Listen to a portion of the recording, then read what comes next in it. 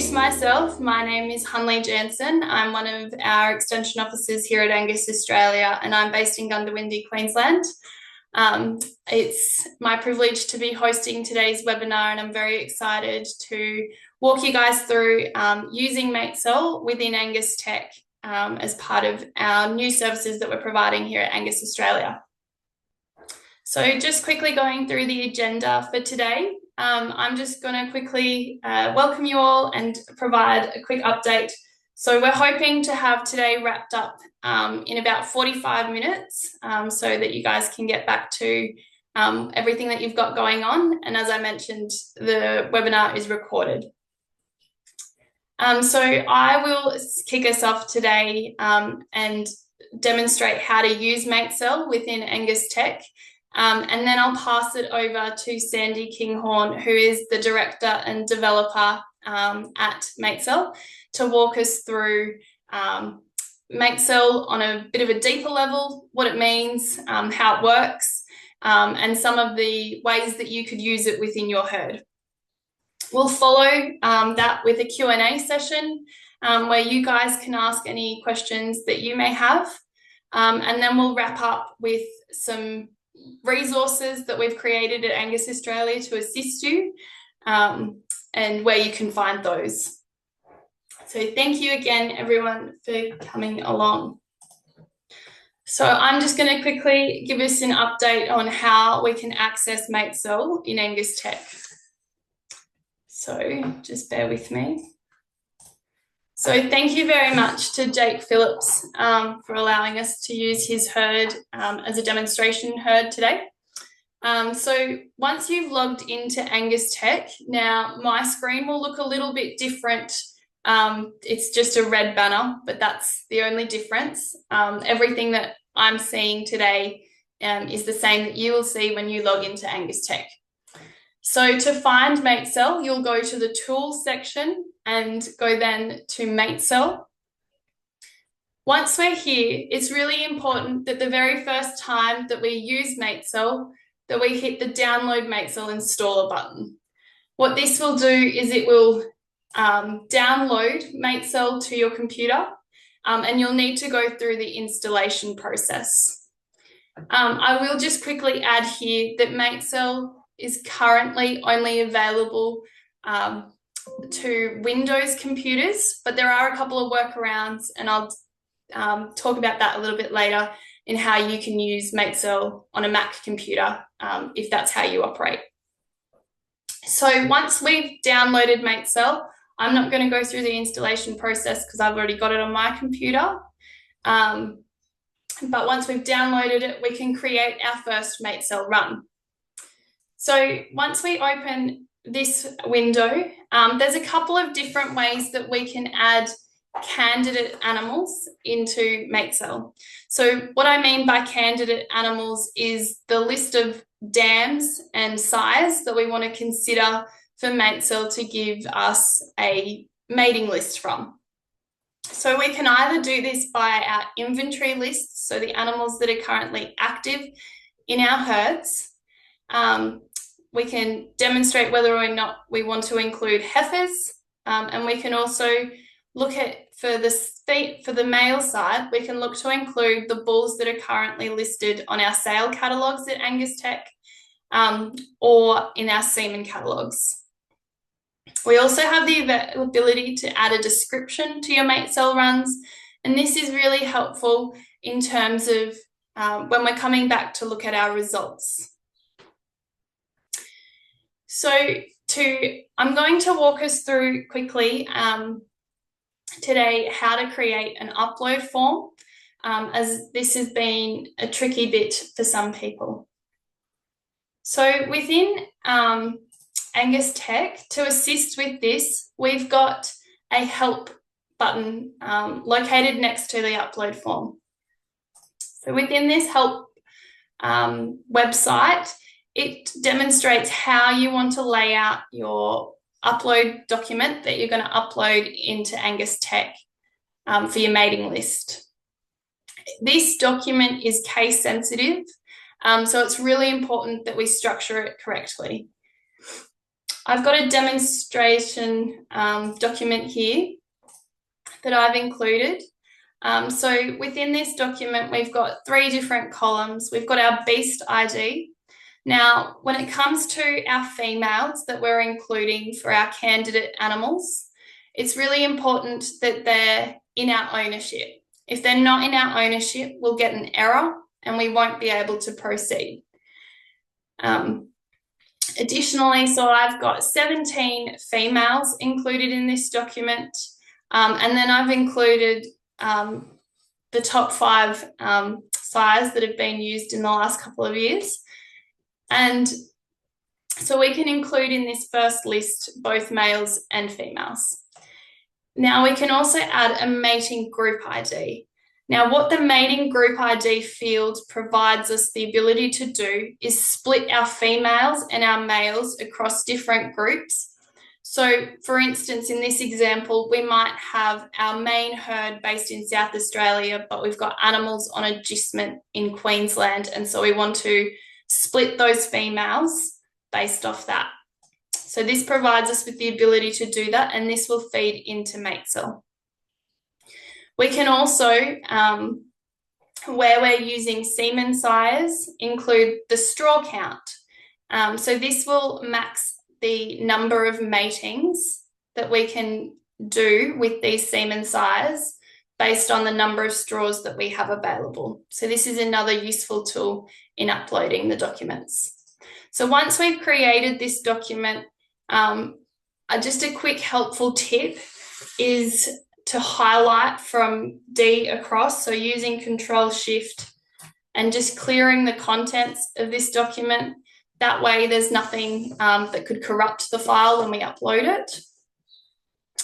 And then we want to save this file as a text tab-delimited file. So once we've done that, we can go back to angus.tech and upload this file. I'm just going to add my description here.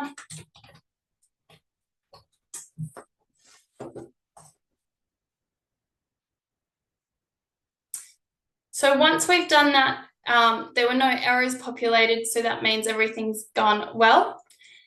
We can just hit the search button. Now, if the search field is not visible to you, you just need to, from the search options section, hit quick search, and this will pop up. We just want to search all. Our most recent run will be the uppermost run, and we can then hit launch MateSel from there. So once we've got this, we've now got launch MateSel. It's just launching on another screen. I'll move it across soon. There we go. So once we're in MateSel, MateSel is a really user-friendly tool that allows us, and it walks us through the process of building it. So the initial question that it's going to ask us is around our breeding goals. Now, it's really important here that we select a selection index that matches our breeding goals and our breeding objectives. For today's scenario, I've just selected the Angus breeding index. And then we can select up to 12 traits where we can provide further criteria for the tool to refine those matings. Now, for today's scenario, we did want to consider groupings for our male and females, so we can add that here. And this will then take us to a field where we can add further details in on those mating groups. For today's purpose, I'm going to make sure that the males from Queensland can only be used in Queensland and the South Australian ones only in South Australia. And the target matings that I'm putting in here are the number of females that are in each of those areas. So this just provides us with a review of those settings that we've added, and then we can run the MateSel analysis from there. What MateSel is now doing is it is optimizing our current genetic gain with our long-term genetic diversity and creating for us a mating list to then consider. So we can see here that EBVs have now populated into, for those 12 traits that I selected, have populated into MateSel. And we can see the frontier graph here, and Sandy will delve into this a little bit deeper soon. But just to wrap up on my section, your mating list will now be available at the end of the dashboard. And we can see here that the male groups have only been paired with the female groups. So we've only used the males from South Australia for our females in South Australia, and vice versa with Queensland. So once we're happy, MateSel will get to 99.99% complete, and it'll provide us with details on our mating list there. So we can hit stop run. It'll make sure that MateSel is happy to stop the run. We'll hit yes, and then navigate back to angus.tech again, where we will, when we refresh our screen, have our results files available here. So we can then click on that available, and our results files are here. We get a mating list summary, which is just a brief summary of our lists, a mating list detail, which gives us the expected progeny EBVs, as well as backup size, and then a MateSel analysis report, which gives us a really good summary with that frontier graph, the trait graphs and everything that we can look back to. So that's just a quick demonstration of using MateSel from angus.tech. I hope that was useful for everyone. I'm just going to allow Sandy now to share his screen so that we can jump into what MateSel is and a bit of a deeper dive from MateSel. Thank you, Sandy. Thanks, Hanlie. That was a really good demonstration. I don't know if I've got much work to do now, but I'll see what I can do. Let me just hit share now. Yeah, thanks again for having us here and inviting us to speak. It's really happy to give it a bit of a demonstration and a bit more information around what MateSel does, how it works, and also have a look at a couple of seed stock scenarios in the demonstration. There we go. So just quickly, the team behind MateSel, as you can see, it's a bit of a family-run business, just like a lot of farming enterprises as well. Myself, really into the software design and development across several industries there. And then my dad, Brian, who's also on the call, the Emeritus Professor of Quantitative Genetics at the University of New England. So he really is the true hero behind MateSel, being the original creator quite some time ago. And I think we've been working together on MateSel for close to 10 years, really building it up and developing it as we get feedback from breeders and geneticists on, what direction we should take it in. And so that's a very progressive and iterative process that we take. So we're always keen to talk with breeders to find out what's working well and what's not, and what we need to do to improve the product. So it's always good to put that out there as we progress the product. Okay, so what MateSel does. So on the right-hand side here, you can see a lot of the different aspects of a breeding program that you have to juggle. And that's what MateSel really is about. It's juggling and balancing all of these different constraints that you have. So we like to think of it as, integrating all of these technical and logistical breeding requirements into a single decision framework.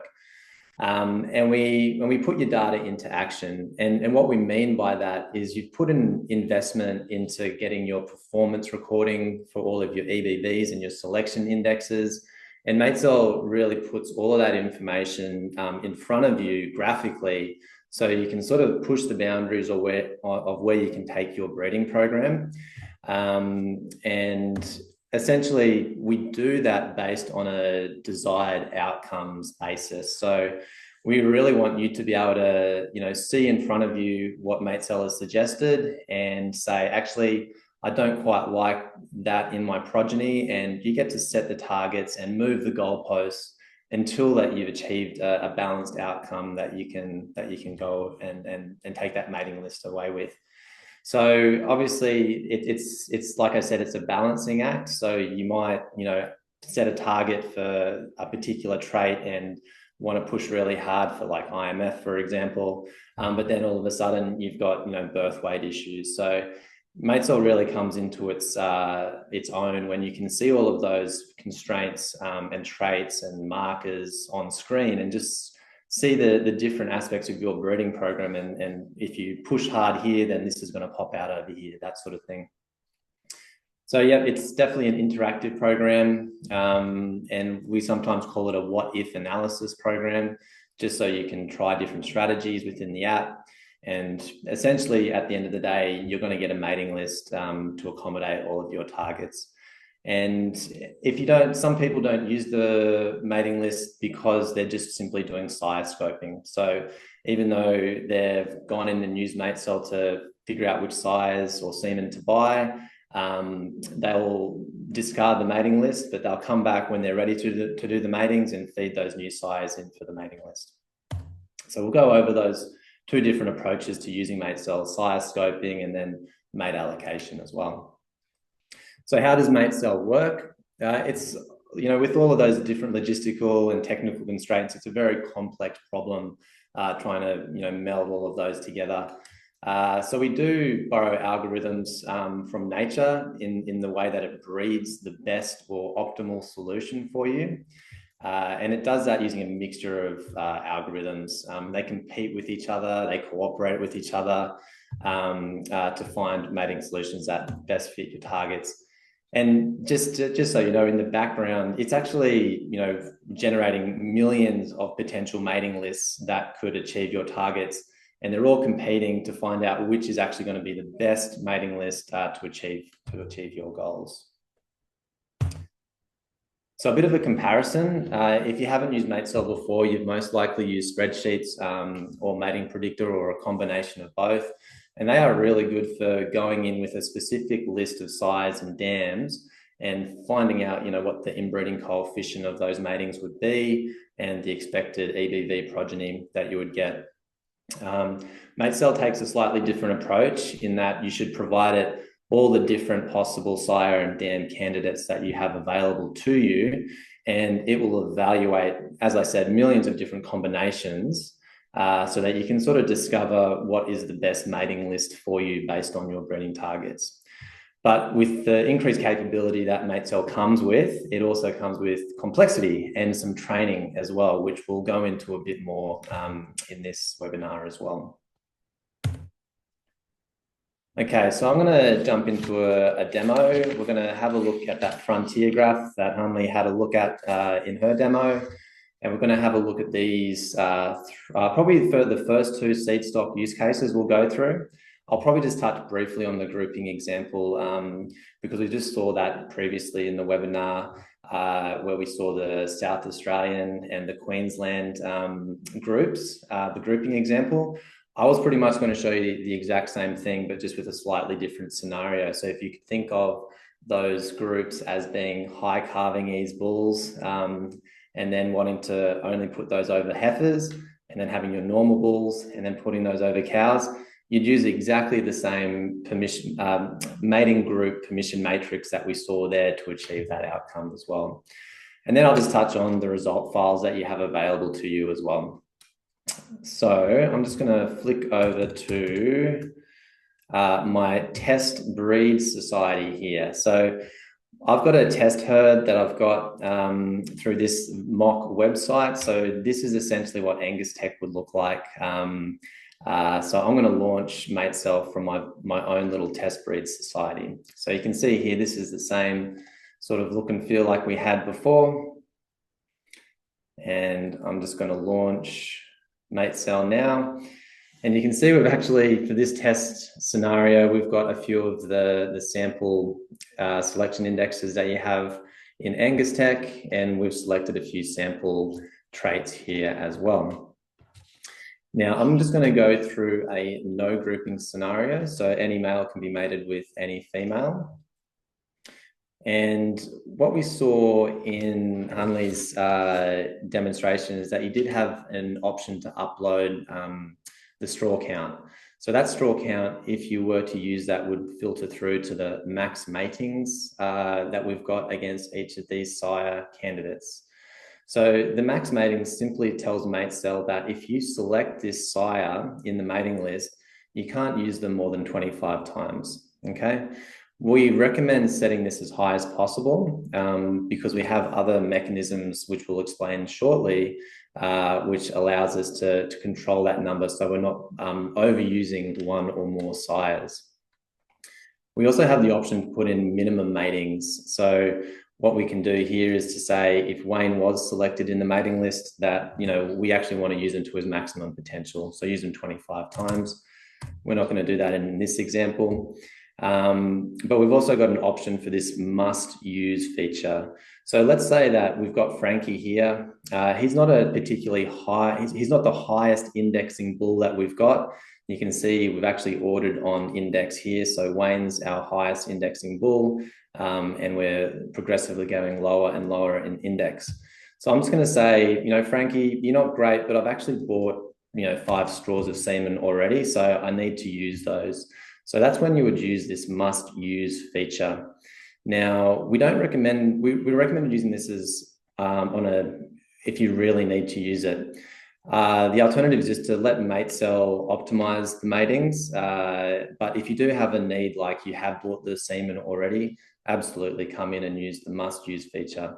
It tells MateSel that, you know, if you do that, you must use Frankie at least 5 times because I've got that amount of semen. We might also say we don't actually want to use Frankie more than 5 times because we've just got the 5 straws and we don't want to buy any more. Okay. We can do the same for females, which we'll have a look at shortly for the ET program scenario. But as you can see here, each dam just has a max mating of 1. Okay, so I'm going to run the analysis now. Okay, so as previously mentioned, we've got this thing called the frontier graph. Now, there is actually a video which explains this in depth, but I'll just briefly describe what we're looking at here.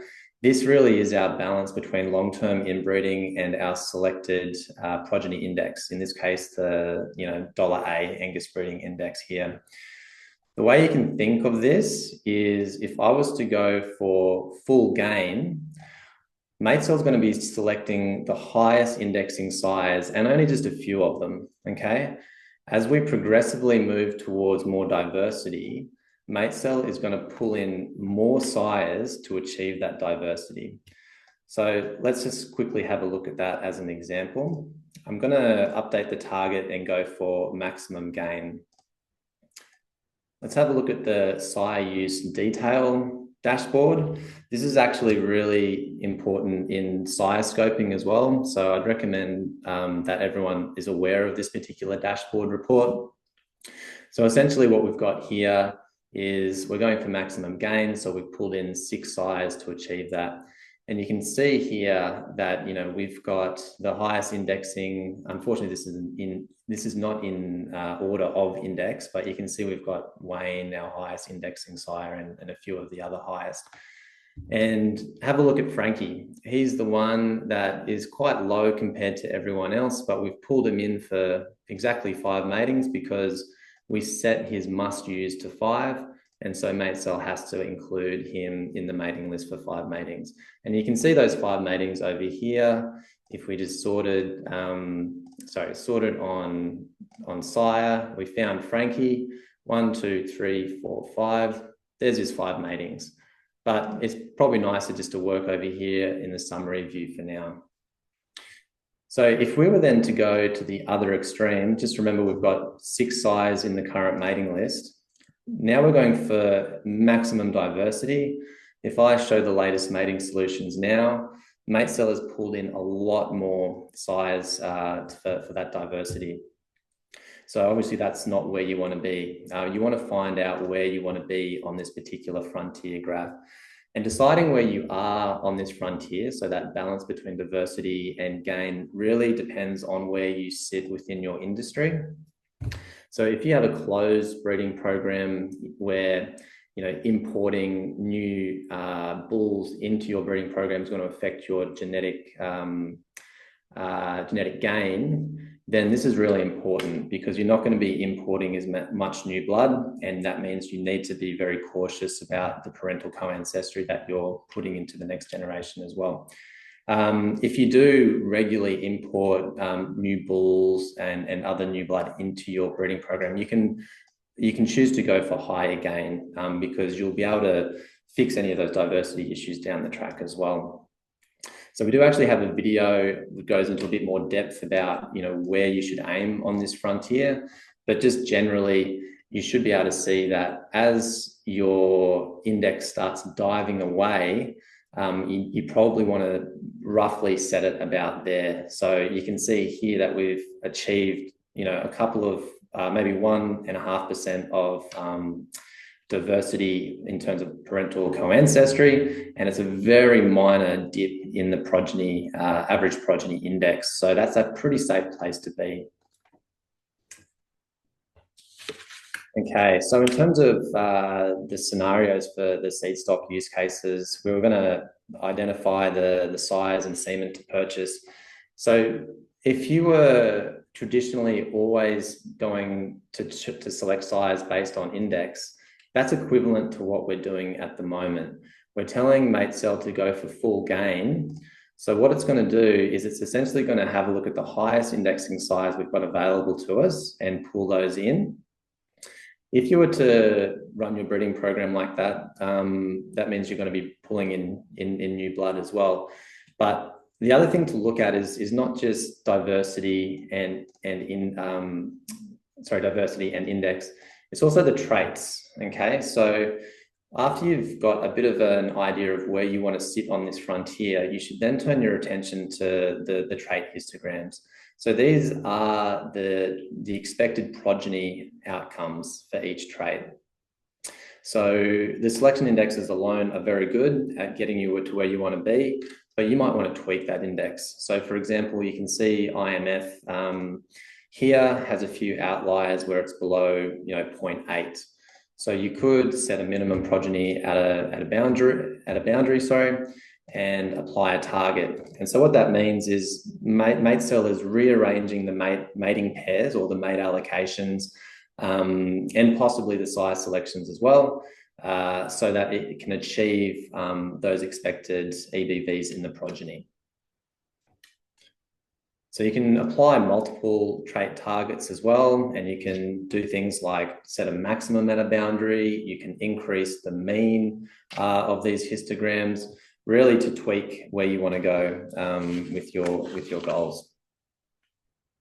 And once you've done all of those playing around and you're happy with where you are on the frontier. So one thing very quickly to mention is if you were to really push hard on certain traits, you've always got to come back and have a look at what impact you've just had on your overall index. Okay, so I can see here now I've pushed pretty hard on birth weight and got a good positive response here, but that cost to the index, which we are now down here, might be unacceptable. So it's always worth making sure that any target you apply, you go back and check that it hasn't had any negative impacts on any of your traits or overall index goals as well.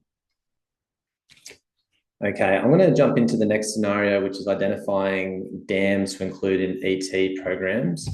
So I'm going to actually relax these constraints. Okay, and stop the run. Okay, so now let's just say that we had an ET program that we were having to do in the future, and we wanted to identify which females or dams that we wanted to include in that program. Let's say that we wanted 80 embryos from our MOAT. We do support IVF and MOAT, but we'll just use the MOAT example for today. What we can do here is we can say we expect that we're going to flush about 8 embryos out of each of the dams. And so what we do is we set the max matings to 8. Okay. So after we've obviously done the superovulation, This is a number that you would have to decide on yourself. On average, how many embryos you flush on average, and we'd also set the minimum matings to let's say 8 as well. And so what we've got here now is we are telling MateSel that we need 80 matings or 80 embryos, and I need to basically select 10 dams to include in the program out of 108, okay? Because what we've said here is we must have at most 8 from each and a minimum of 8 from each. So we're going to have to, essentially using a bit of math, that's going to be 10 dams that we are going to have selected by MateSel. So if I review and run that, MateSel is essentially going to run the same or similar analysis based on those constraints. And you can see here that we have now selected to hit this goal here and any trait targets that we may have set. We now have the 10 dams identified. So you can see here we've got 1, 2, 3, and then you can see they're all in blocks of 8. And so essentially you can see the difference. Because we're using MOIT, there's only going to be one sire assigned to a single dam. If we'd use the IVF option, you would be able to see that not only Wayne is assigned to this dam, but we might have multiple males here. But since we're using MOIT, it really is one sire per dam for the flush. Okay, so that's really the ET program. There's obviously going to be other scenarios for seed stock enterprises to run through, and this is really just scratching the surface. The sort of things that we probably haven't covered is sort of like the multi-sire joining. So typically you would do a main round AI and then have a cleanup process where you put in some natural mating sires as cleanup. We didn't get a chance to talk about that. And also multiple inducers is a different feature altogether.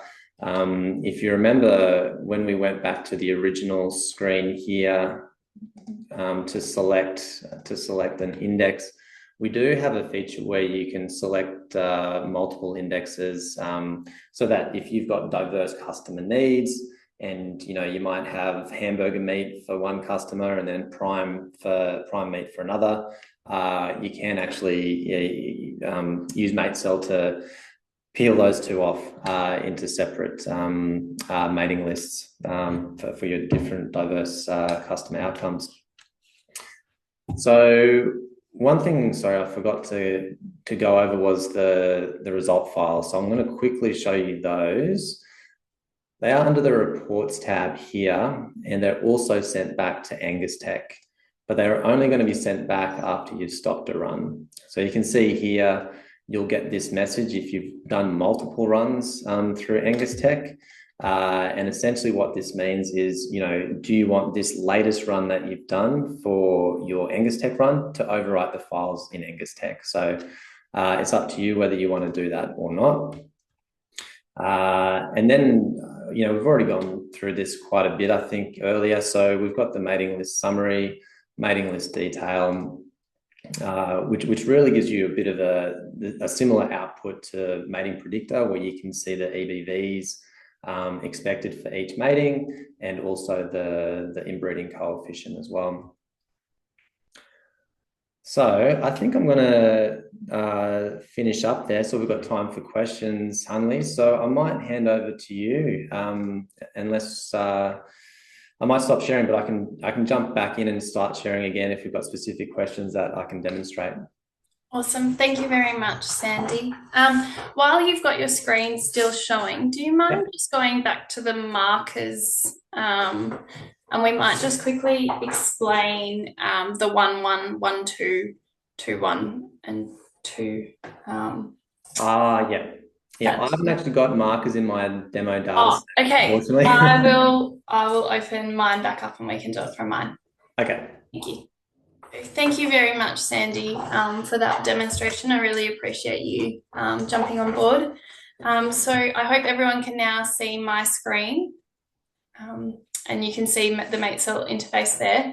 So another thing that's a really handy part of MateSel is that we can also look at genetic defects, so recessive genetic conditions, and how we maintain them within our herd as well. So we can look at what the progeny, their outcomes will be. So just bear with me.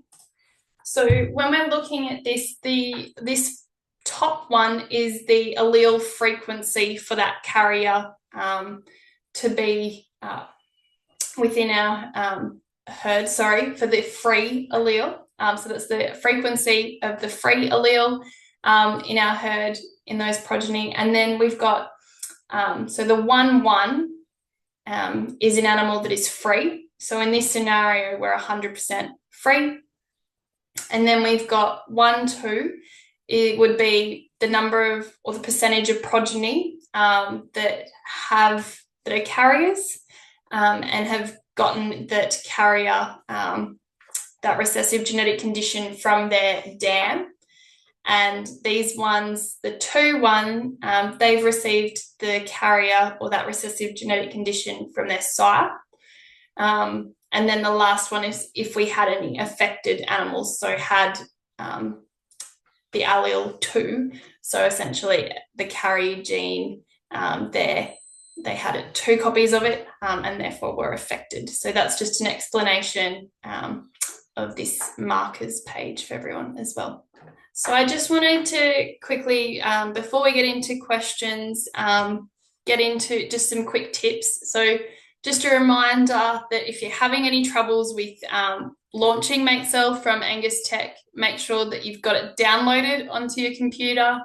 And then in terms of creating that upload form, we want to make sure that it is a text tab-delimited document and that it is well structured according to the requirements. It is case sensitive, so be aware of that. And then clearing any additional columns like I demonstrated. Some other things to be aware of: your female candidates that you include need to be in your herd's ownership. So that's important. We're currently having some trouble with mature body condition and mature cow height and those EBVs populating through to MateSel. Our tech team is aware of it and we're working to have it fixed. So I just wanted to make sure that everyone was aware that that is currently happening. The other one is that MateSel currently only operates on a Windows computer, but if you do run a Mac computer, you are able to use it via a parallel system. And if you need any assistance there, feel free to reach out to me and I can assist you so that you can have a go at using MateSel. So just in terms of the resources that we have available, we've got an Angus Education Centre module that walks you through the process of launching MateSel, creating your MateSel run, and all those details that we've covered today. There's also a PDF document that's also available there, as well as a video tutorial that steps you through the processes as well. If you need any support, please reach out to our member services team, or you can contact us in the extension team as well, and we'll assist you where we can. The best way to do that is from the extension email, so extension@angusaustralia.com.au. I just want to put a reminder in there again that MateSel is currently free for the 2025 spring season, so definitely make good use of it while it is free, as next year it will become a fee-for-service product. So make the most of it for your upcoming spring joinings. So I'll now open it up to the floor to add questions. You can do this via the Q&A function in Zoom, or unmute yourself and we can open it up like that as well. And while we're doing that as well, if you'd like to complete the feedback survey, that would be greatly appreciated as well. Thank you very much. So we've got a question from Jessie Jesse is asking, does MateSel take the accuracy percentages of the EBVs into consideration? Yeah, of course, the estimated breeding values themselves already take account of accuracy and that there's very little variation in them if the accuracy is low. But the simple answer is yes, we can take account of accuracy in MateSel as many people use it. I don't think this would currently be available through angus.tech, but if there were good reason, it could be. And there are a number of reasons that you might like to consider accuracy. I don't think we need to go into the details of that now. But the bottom line is that if you've got low accuracy and concerned about it, it's already reflected in the fact that there'll be very little differences in the EBVs because you don't have the power to identify good animals versus bad animals. And that's reflected in very small variation in the EBVs themselves. So we've just had another one come in asking whether or not there's a maximum number of sire or dams that we can enter. From my understanding, there isn't. Is that correct? I think we're limited to about 5,000 candidates total. Okay.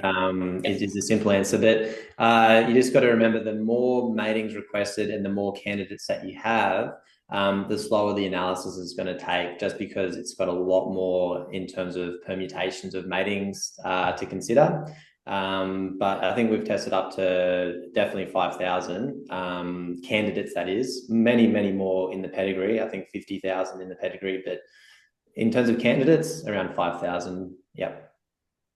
Is it possible to make a group so only heifer bulls can be used on heifers, but heifer bulls can be used also on cows if MateSel deems it appropriate? Yeah.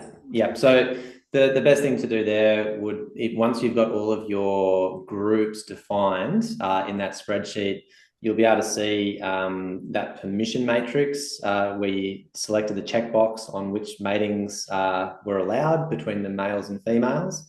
And then, yeah, you can absolutely, at the moment, we've actually only got 2 groups. But yeah, there you go. That's exactly what so just to demonstrate what Sandy is saying here, is that, so for instance, if Queensland referred to our heifer bulls and South Australia to our cow, so these are our cows and our heifers, and then we've got heifer bulls and cow bulls.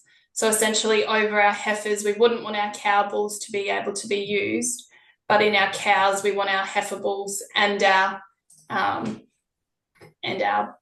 cow bulls to be used, if that makes sense. So that would be a demonstration of that. Thank you, Sandy, for explaining that as well. So we've had another question come in. Can MateSel utilize genomic relationships instead of pedigree relationships? So I think the answer to that is yes. So we do support GRM. However, I don't think we support GRM through the angus.tech integration yet. So I think that's something that we would just need to have a discussion about between the two of us, I think, just to see if that's on the roadmap. Yeah. Yes, so that's so as Sandy has said, yeah, that would be a future upgrade that we would do within MateSel via angus.tech, but it's not currently available. Currently, we're only using pedigree relationships and therefore pedigree inbreeding as well. Yeah, I would just like to add that I think members need to keep an eye, and we will, of course, continue to indicate to them as we add additional scenarios, because there are several more scenarios that we can think of. One of them being if you want to identify young bulls in your own herd, or if you are going to go to a specific sale and you want to see which bulls to look at. So those are relatively simple scenarios that we will also add to angus.tech as we go forward. The other one too is probably the one that you've referred to about the genetic conditions. You've indicated what the genetic condition tab looks like, but also it can be set up so that it makes sure that there are no carriers or no affected progeny generated. And that could be just another way of or showing in one of how that can be set up. So I think that's something that we probably should just, it looks like you want to do that now. Sure, why not? May as well. So one of the things that we can do, we can look at, so each of these columns are the 4 different genetic conditions that we track very closely at Angus Australia. So if we wanted to look at, for instance, affected and making sure that we have no affected progeny, we can set an average target, or we could set the minimum value for this. So we would set the the maximum value at 0, which would mean that there would be no progeny that come back affected, and then we would apply this target. We could do this for all of the different, so we could do this for each of them, setting our maximum at 0. And then that could be done like that. We could also, in the same way, you could do free and make sure that the minimum is 100 or 1 in this here. So we could make it 1, which would essentially be doing the same thing. And then via the sire and dam side of things, we could also limit whether or not we use any sires that are carriers or dams that are carriers as to where they've obtained that recessive gene from. So that'd be the same thing here. So that's just an explanation of what Carl has spoken about there.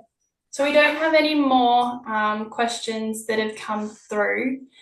Is there anything else from the panel's perspective that they would like to add? No, look, just thanks for the opportunity to have a chat today, and yeah, we look forward to improving the interfaces as well. Like I said, like software's never done, so we're always looking to improve and work with breeders as we find new and novel ways of using MateSel. So, yep, thanks for the opportunity. And thank you to Angus for doing such a great job in bringing this to your industry. Mm-hmm. Absolutely. Thank you, Brian. Yeah, Hanlie, I just want to add a thanks also to the MateSel team. We've been working with him for quite a while, and it's really great to see this at this point where members can start to use it. And I think it's a fantastic tool, especially for optimizing now that we are starting to really have to look at diversity as well as genetic improvement, and it really does a very good job of balancing those two, and I think that's becoming more and more important, and this is a fantastic tool to do that. So yeah, members should really rip in and start to use it, and so that they can make sure that they keep that diversity up as well as the improvements in their herds. Thank you very much, Carl, and thank you, Sandy and Brian, for joining us. Thank you for bringing MateSel and joining us at Angus Australia, and thank you for this new service that we can provide to our members. So thank you also to all the participants that have joined. Sandy Higgins, did you have any question? There we go. Can there be no main target but a string of balanced EBVs? Yes, there can. It's possible to ignore the index and work purely on the EBVs. We won't tell you how that's done, but it's reasonably straightforward to do that. And that gives you ultimate control. So you're actually setting your own index essentially as you proceed. And things like reducing variation in birth weight, because you don't want small ones and you don't want big ones, you can do that simultaneously as well. So it's not necessarily pushing things up and down, it's controlling distributions.